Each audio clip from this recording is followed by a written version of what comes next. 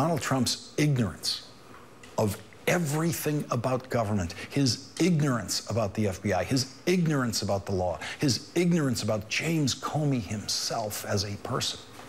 We already nailed down the fact he fired the guy afterwards for not playing ball with him. There's a lot of evidence here. It seems to me it would take a reasonable person in the direction of perhaps wanting more information, but clearly we're on the trail there to an impeachment. Has now led Donald Trump to the greatest danger of his life.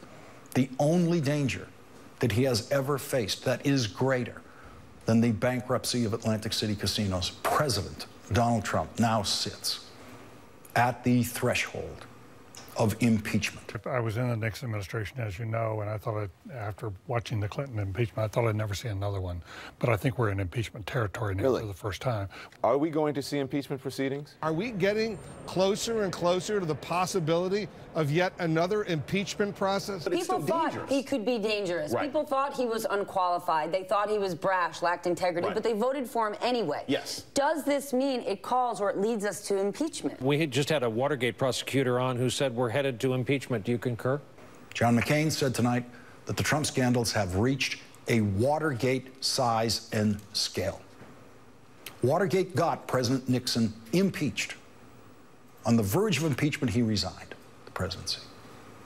He resigned as he faced impeachment in the House of Representatives for exactly what James Comey's memo says Donald Trump did.